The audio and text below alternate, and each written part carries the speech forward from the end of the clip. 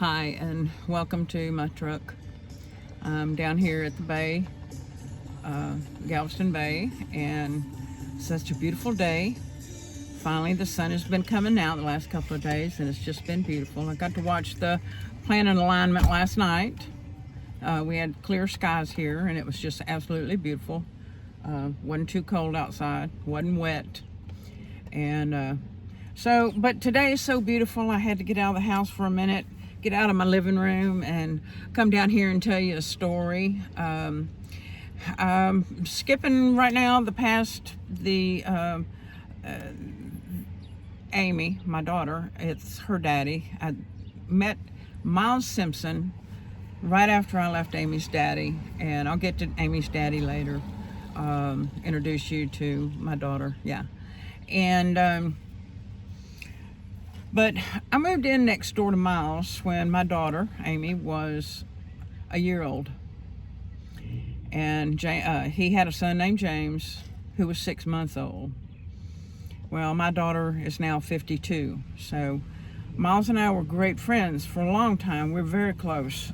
He was close to most all my family, and he was just one of those people who you could depend on. He'd give you the shirt off his back. He was a carpenter, and the way I met him, the night I met him, I had just moved into this cute little duplex. It wasn't a duplex, it was little studio apartments. There was 11 units in the whole complex. My oldest sister had lived there many years earlier in one of her apartments when she went out on her own, but I got to move into this little apartment. Well, I stopped by and gave the deposit to the landlord one day, and Miles happened to be outside talking to the landlord. He would do odd jobs for the old man to help with his rent or whatever, but he was always doing something creative. So I met him that day, and I was moving my things in that night, and I was, of course, hanging pictures on the walls. Well, I was listening to, I had one of those old big long pieces of furniture that had a stereo and a turntable in, and so I was listening to my rock and roll, of course, and the music next door was so loud that I couldn't really even hear my music, so I turned my stereo off and I was jamming to the tunes coming from next door.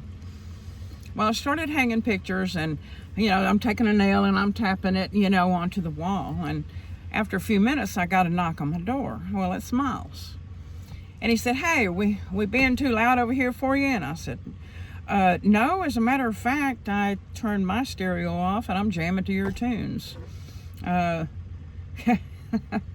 He said, "Okay, well, let me know if we get too loud over here." And I said, "No, I'm fine, carry on." So a little bit later on, probably 2 o'clock in the morning, I was hearing them having a good time. So I walked over there. Well, there was 4 guys there. It was Miles, David Skoogs, Joe Menard, and Dirk. He changed his name. It was Dirk Schillinger, but he changed it to Welsh for his own reasons. But anyway, these 4 guys were shooting craps up against the back patio door.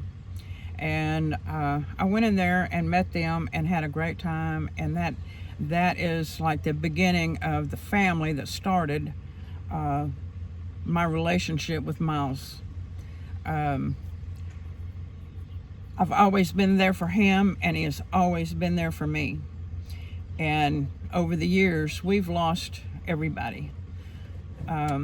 He had a girl and a friend named Janice, who is still a good friend, very good friend. And as a matter of fact, he perished in that house fire. And she and I took his ashes to Nags Head, North Carolina, and spread his ashes on his birthday, spread his ashes on the same sand dune. He and Janice had gone 20 years earlier and spread Miles's mother's ashes on a specific sand dune. And Janice, she said, well, because we were heading up to Virginia Beach, because Miles he grew up some there, and he used to tell stories about Virginia Beach. So I thought that was where we were going. But when we got to Nag's Head, Janice said, you know what? This is where Miles and I came to spread his mother's ashes 20 years ago. Wow, okay. So we find that particular sand dune, and we go up there and, you know, of course, write his initials and the date and the sand and, you know, HBD, happy birthday. She and I had a great trip doing that. Got to go through Tennessee on the way back and visit my oldest brother, Les, whom I miss dearly. And by the grace of God, I will get to be able to take another trip to go see my brother, Les. So this situation I'm going through with Miles's thing, because I'm all he had to take care of his business, and I'm trying to take care of his business. And I don't know how I get myself into these things sometimes, but it's kept me tied to this area for since probably September, October of 22. And here it is, you know, March 1st of 25. I had my house up on the market, and because Miles was sick, he was getting very ill. He was only a year older than me, but he was getting sick. He had COPD, and we were going to sell our properties and get someplace small that we could both, you know, live out our days, because that's what we always said. We were such good friends. It was that, you know, when we got old, we were going to live on our front porch on rocking chairs and talk about old times. So there's really never a day that I don't think back. Of course, I got his picture on my refrigerator at the house, and you know, I've got the anxiety of making sure that his wishes are carried out to the fullest extent, because I gave the man my word. I was asked the other day, how do you get yourself into these things? Well, I gave my word to my buddy. When you have a friend that is practically a brother, and he was, you do what you got to do to keep your promise to him. He's in heaven, and, you know, he's with all of our other friends, and he doesn't care what's going on down here. He doesn't care. You know, I could just take it and run, but I made him a promise, and I've got to stay here in this area until it's taken care of. So by the grace of God, come the middle of May, I am going to get on this channel, and I am going to put out a praise report like the world has never seen. I believe it in my spirit, I believe it in my soul, that I will be having a praise report, and it's going to blow everybody's socks off. So hopefully, you know, my videos that start coming out towards the end of May, you're going to hear a praise report of how all of this went down.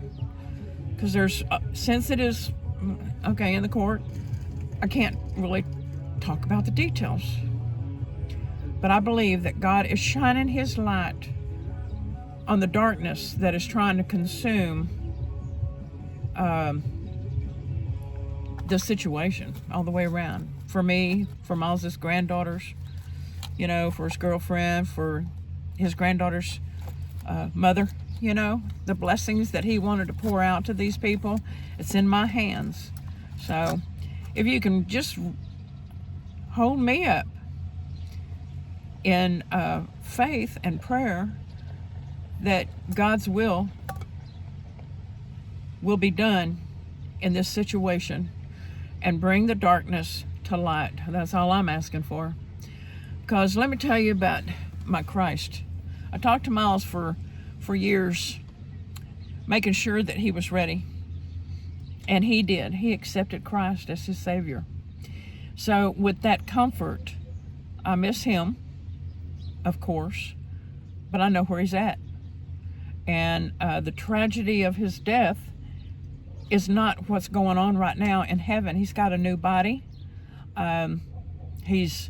He's with loved ones. He's with Jesus.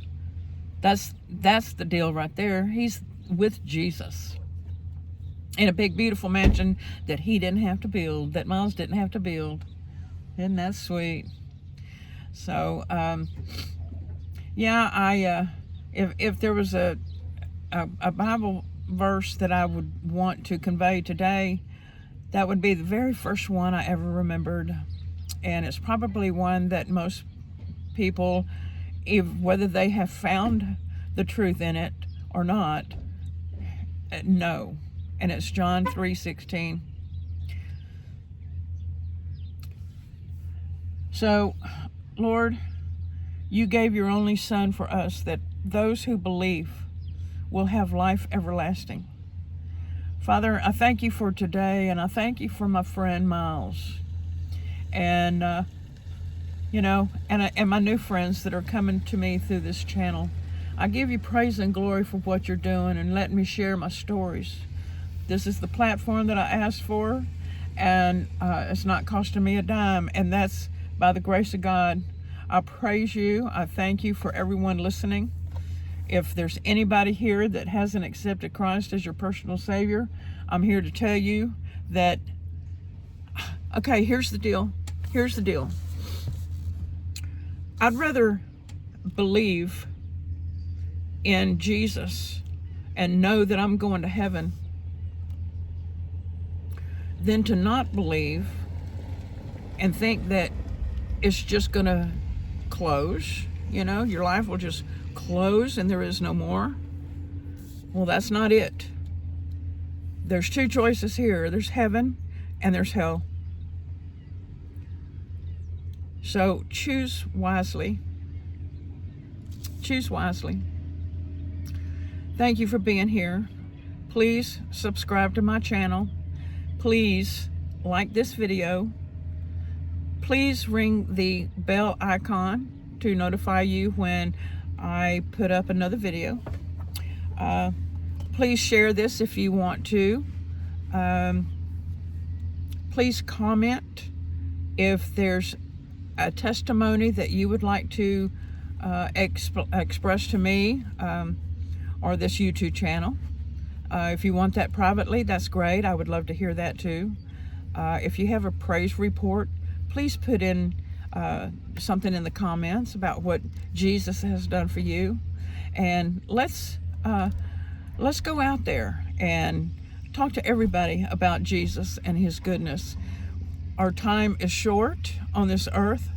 Jesus is coming back, and more people need to know that it's real. That it's real. He's the most real thing. This world is not real.